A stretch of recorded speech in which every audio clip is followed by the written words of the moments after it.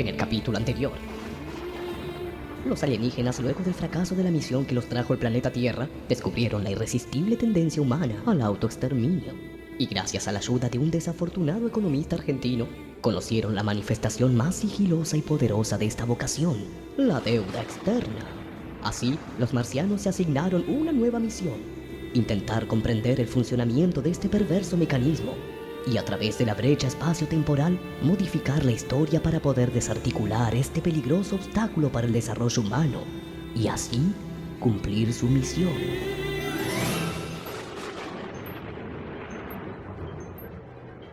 Empecemos de nuevo. ¿Cómo comenzó la deuda externa?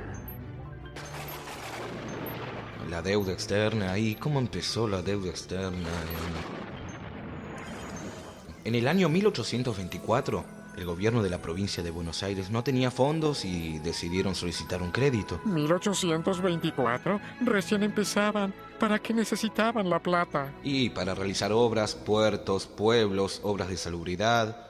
Y recurrieron a un banco inglés, la Baring Brothers. Y a ellos les pidieron 1.000.000 de libras esterlinas. Hasta aquí todo marcha bien. Sí, pero ya en ese momento, la corrupción era algo habitual. Y los negociadores argentinos Félix Castro y John Parrish Robertson estafaron al gobierno argentino junto con la banca Baring Brothers. Bueno, no duró mucho. Un momento.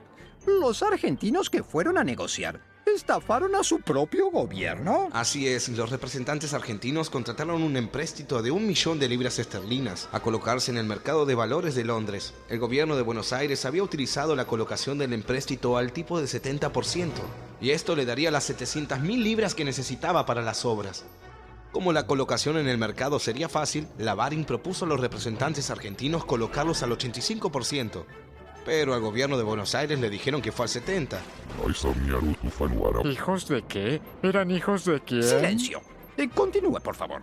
¿Pidieron 1.000.000? Contrataron al 85% y dijeron que fue al 70%. Exacto. De ese modo se robaron el 15% de la diferencia, que se repartieron 120.000 libras para Castro y Robertson y 30.000 para la casa Baring. O sea que el gobierno recibió 700.000 y debía 1.000.000. Y hay más. La banca Baring, para cubrirse, porque no estaba segura de que el gobierno argentino iba a pagar, descontó 2 anualidades de intereses y amortizaciones más su propia comisión. ¿Y entonces? Entonces al gobierno argentino le quedaron acreditadas 560.000 libras esterlinas. Es decir, que Banca Baring hasta ese momento se estaba llevando 320.000 libras sin desembolsar una sola. Y 120.000 los intermediarios, ¿eh? Y el gobierno debía 1.000.000. Bueno, entonces ahí le mandaron la plata y pudieron hacer las obras ¿Y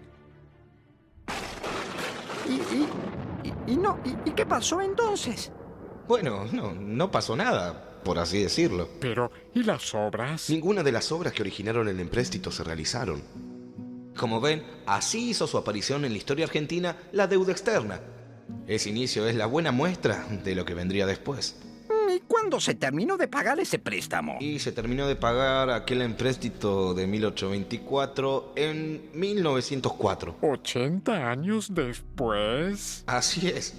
Por supuesto, las sumas pagadas a través de los años por intereses y amortizaciones al cancelarse la deuda trepaban al 850% del valor del importe que fuera recibido.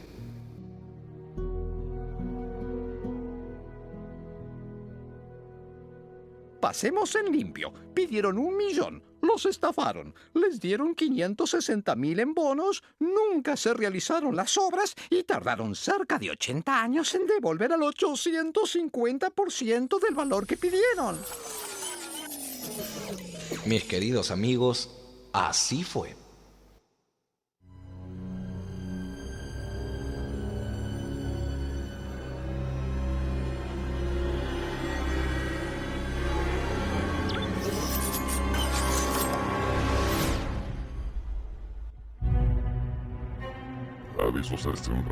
Coincido, doctor. No puede ser cierto. Nos está tomando por tontos. Sin dudas, se trata de un demente o algo así. No parece un loco. ¿Un chanta? ¿Qué es un chanta? Creo que está tratando de engañarnos para confundirnos y que lo liberemos. Así es. Necesitamos realizar una abducción a través de la brecha espacio-temporal. Computadora, prepare el sistema. ¿Qué? ¿Cómo dicen? ¿Otra abducción? Así es, otra abducción. Exacto. Si es cierto lo que cuenta el humano, alguien que haya estado vivo en el año 1904 debe saberlo. Tripulación. Les recuerdo que el promedio de vida de los humanos es de 80 años. ¿No hay humanos vivos de esa época? Sí, los hay, pero son muy pocos. Entonces traiga uno inmediatamente. Entendido. Iniciando sistema para abducción.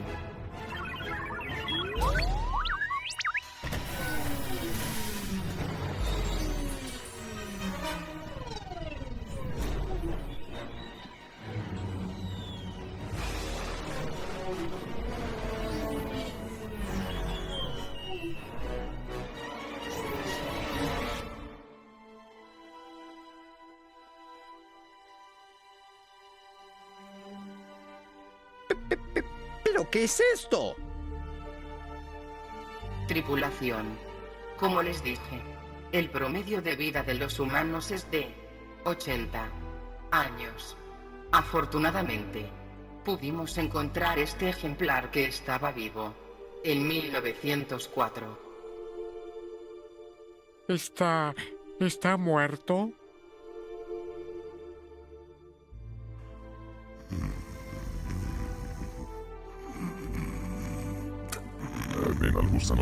¿Con un pie en el cajón? Yo no veo ningún cajón. Ay, pero ustedes, ¿quiénes son? ¿Son floggers? Ay, ¿qué es este lugar? ¿Ya morí? ¿Estoy muerto? Uy, y ustedes, jovencitos, deben ser los nietos de Rita, ¿no? Somos Honoro, Ciano y el Doctor Ojo. Somos alienígenas. Está en nuestra nave y tenemos que hacerle algunas preguntas. ¿Seguro que no son los nietos de Rita? Seguro. Mi abuela no se llama Rita. Somos extraterrestres. Tenemos que hacerle algunas preguntas. Por Dios, cómo han crecido. Qué orgullosa estaría la pobre Rita. Claro, si no fuera por esa pulmonía mal curada. Somos del planeta 344-47/TR y en teoría debíamos venir a ser Ay, pobre Rita. Y bueno, hubiera jurado que eran 2.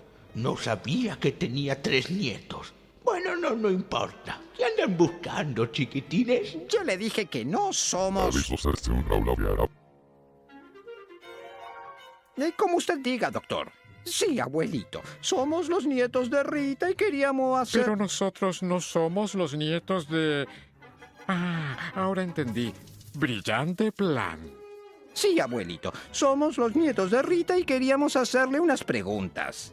Como usted ya había nacido en 1904, queremos que nos cuente lo que sabe acerca de la banca Baring y la deuda externa.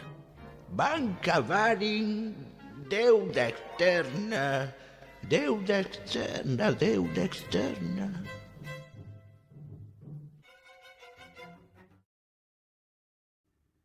¿Murió? Pobrecito.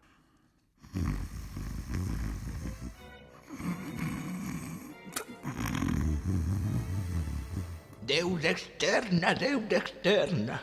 Y en mi juventud, señoritos, no había deuda externa. Esas son cosas de ahora, de estos tiempos. Y me parece muy bien que los jóvenes de su edad se preocupen por saber estas cosas. Ay, Rita debe estar muy orgullosa.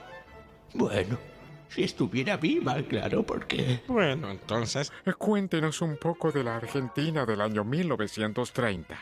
Sí. En mi época, la Argentina era una potencia mundial. ¿Quiere decir que en 1930 la Argentina andaba bien? La industria creció mucho y teníamos uno de los mejores PBI del mundo. Hasta donde sabemos, en 1930 había una crisis mundial. Justamente. El mundo era un desastre. Y en esta época nosotros le vendíamos granos a todos los países. O sea que era una época en la que todos estaban bien. Bueno, al decir verdad, había muchos pobres y necesitados. ¿Y qué pasó después? ¿Y la deuda?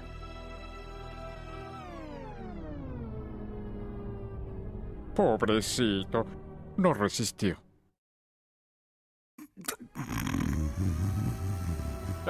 ¿Qué? ¿Qué pasó con la deuda?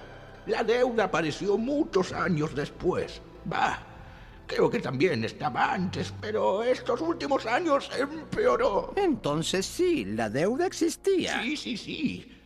Pero nunca fue un gran problema. Las cosas empeoraron después. Las sequías, el plan Marshall, los militares, el turco, Caballo, el corralito. Uy, pobre Rita, cómo sufrió por el corralito.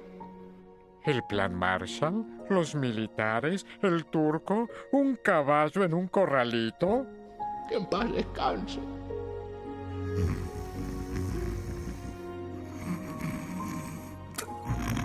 Creo que está delirando.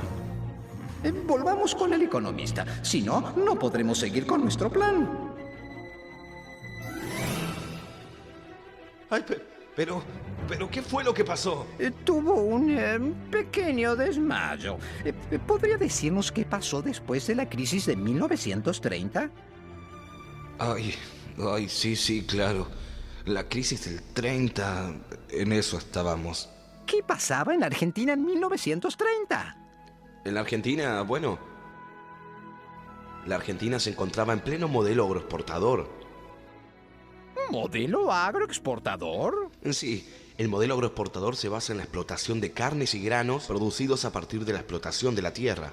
Este sistema moderniza al país y lo convierte en uno de los mayores exportadores del mundo, pero al mismo tiempo expone a la clase trabajadora a constantes situaciones de explotación e injusticia. ¿Y qué fue exactamente lo que llevó al país a la crisis? Este modelo depende básicamente del mercado externo. Al producirse una crisis en el capitalismo mundial, se reveló que el modelo generaba una gran dependencia con el exterior, y esto afectó las bases del modelo sobre el que estaba organizada la economía argentina. O sea, el mundo se caía a pedazos y de alguna manera arrastraba a la Argentina. Exacto.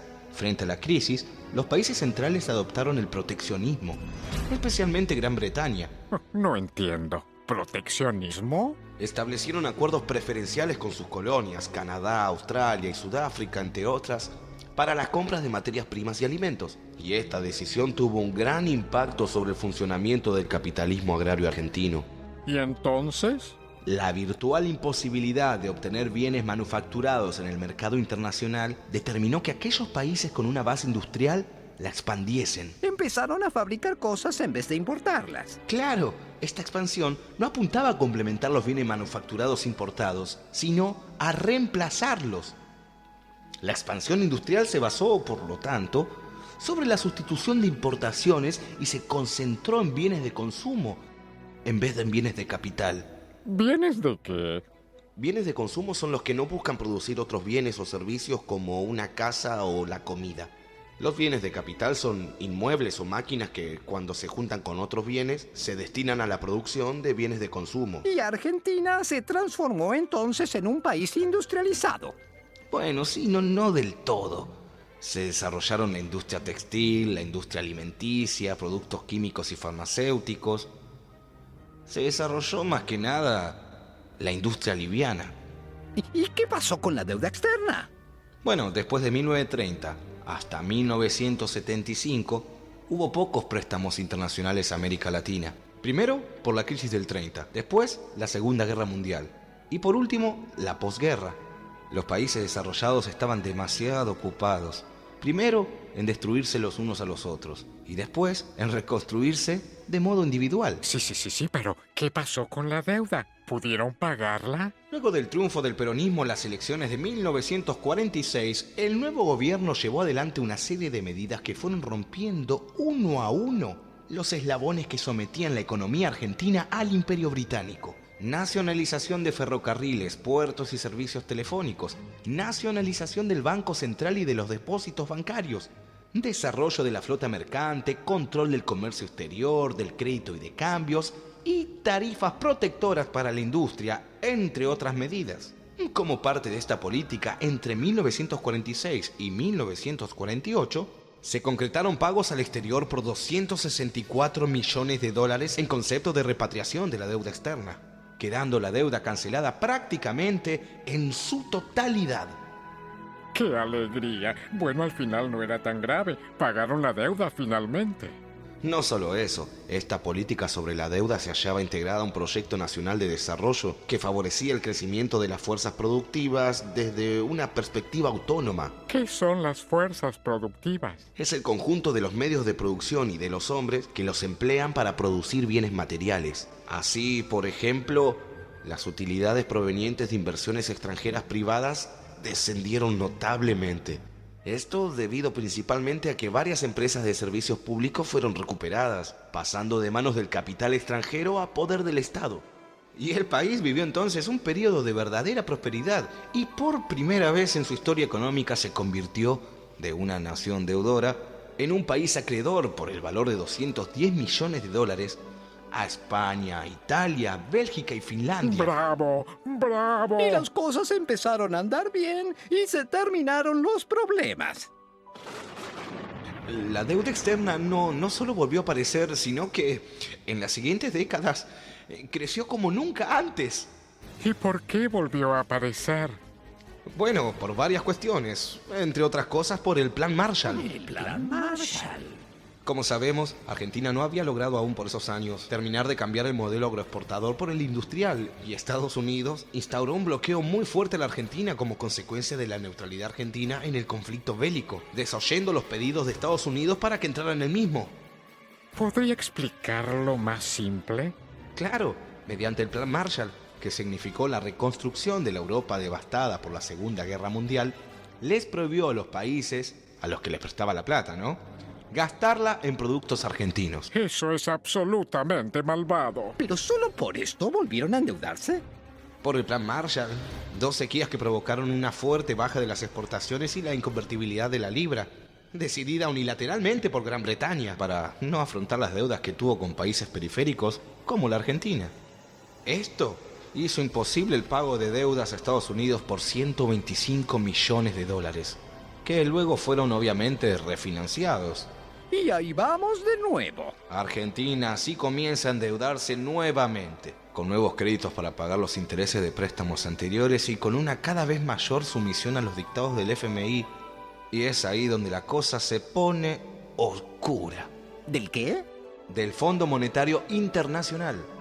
Es una institución. Se creó en 1944 hacia el final de la Segunda Guerra Mundial, con el objetivo básico de velar por la estabilidad del sistema monetario internacional, principalmente a través de la promoción de la cooperación y de la consulta en asuntos entre sus países miembros.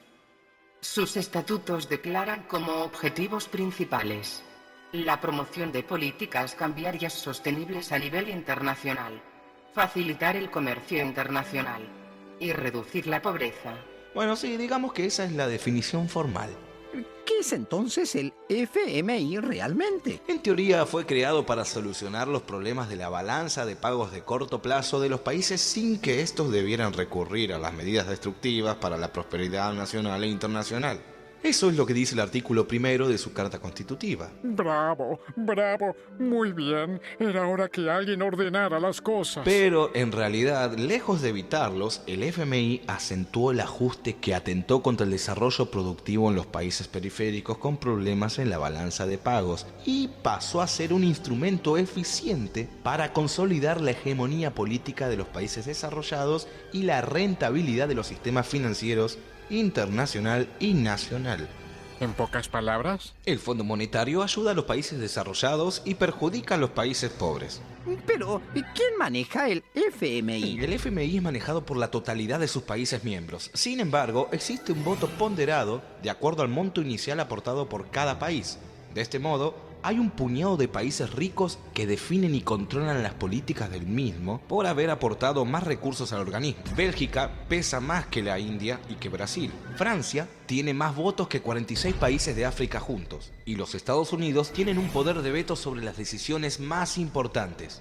Pero, ¿cómo es que no se negaron a entrar al FMI? Bueno, de hecho, Juan Domingo Perón dijo: Ante el falseo permanente de la realidad monetaria internacional y las maniobras de todo tipo a que se prestaba el insidioso sistema creado, no hay más recurso que no entrar al Fondo Monetario o dejarse robar impunemente. Bien dicho.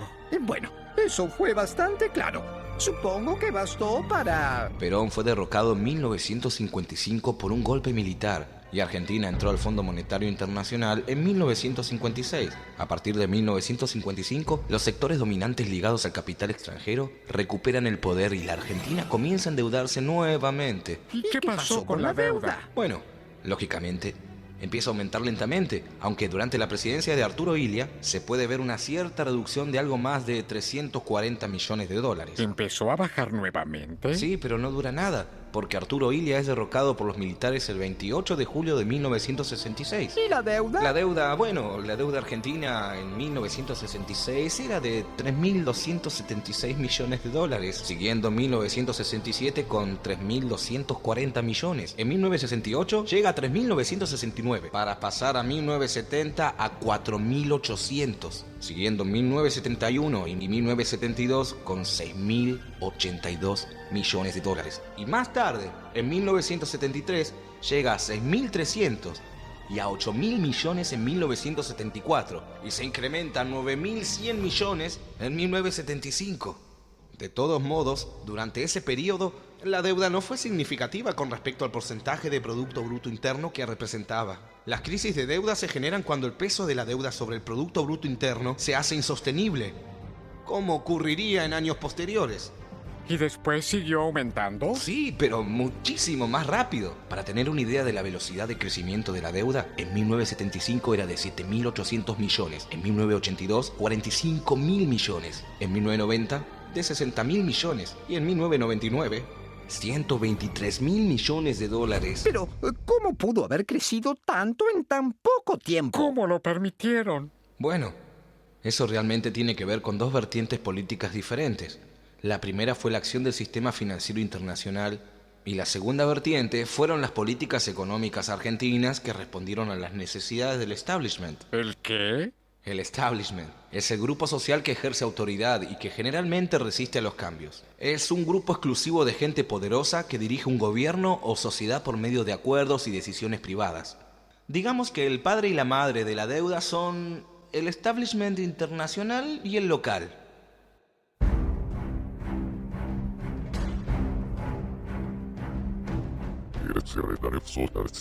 El establishment. Sí, exacto. Eso debemos. Computadora, prepara el sistema para una abducción. Entendido. Iniciando sistema para abducción.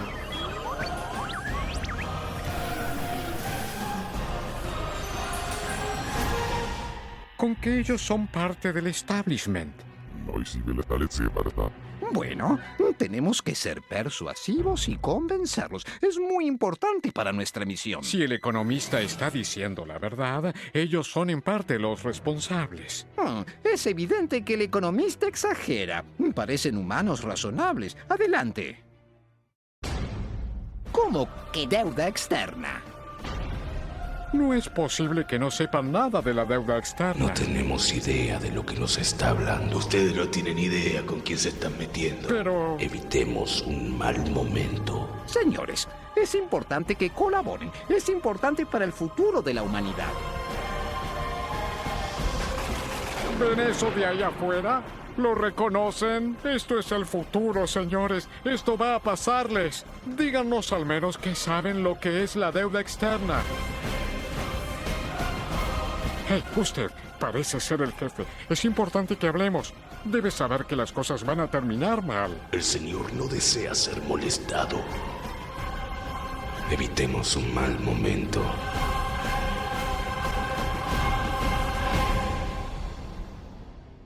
Oh, creo que acabamos de desperdiciar 3 abducciones. Es obvio que estos humanos no van a colaborar con nuestro plan. Creo que esto va a ser más difícil de lo que creemos. Coincido con el doctor. Debemos saber más sobre la deuda. Tenemos que encontrar alguna solución. Despertemos al economista. En el capítulo de hoy, Los alienígenas obsesionados en salvar a la humanidad para cumplir su misión, profundizaron sus conocimientos acerca de la deuda externa. Desde su origen con el primer empréstito pedido en 1824, pasando por la crisis del 1930, el proyecto de inclusión nacional, el desendeudamiento de Juan Domingo Perón y el ingreso de la Argentina al Fondo Monetario Internacional en 1956. En el próximo capítulo, abducirán a un expresidente. Desesperados, recurrirán a la ayuda divina a través de un sacerdote para completar su misión y se desanimarán ante la confusa postura de la iglesia frente a la deuda. Los alienígenas seguirán intentando comprender el funcionamiento de este perverso mecanismo y a través de la brecha espacio-temporal modificar la historia, desarticular este peligroso obstáculo para el desarrollo humano y así finalmente cumplir su misión. ¿Estos siguen acá? Y siguen intentando cambiar el destino de la humanidad. ¿Y el economista sigue con ellos? Sí, sigue ahí. Pero si llegan a cambiar el destino de la humanidad, no hay lluvia radioactiva postnuclear. Y nosotros no evolucionamos. Eso es lo que me preocupa.